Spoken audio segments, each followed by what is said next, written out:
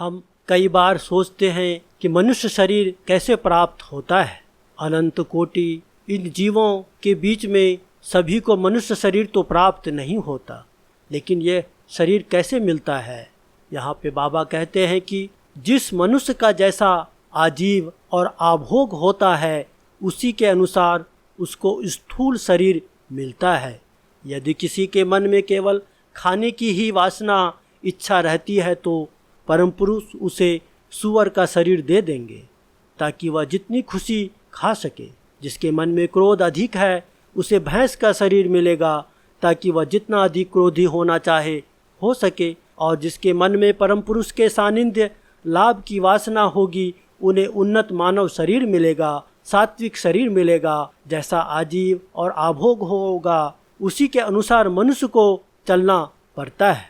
आजीव का एक और अर्थ आजीविका भी होता है, इसीलिए मनुष्य की आजीविका भी पवित्र होनी चाहिए। उसे कलह जीवी, मृतक जीवी, कुशीद जीवी यानी सूदखोर जीव या धर्म व्यवसायी नहीं होना चाहिए।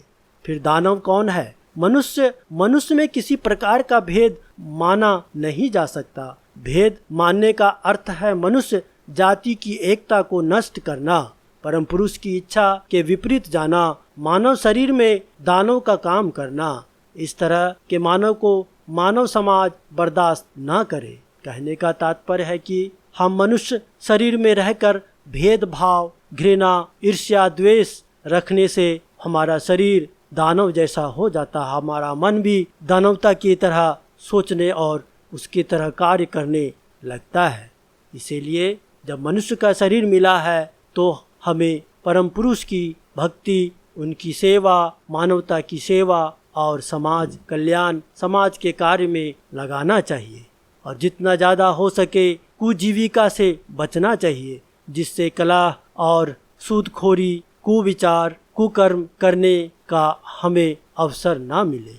कुव्यवसायी से अच्छा है अपने मानवता के लिए कार्य करें।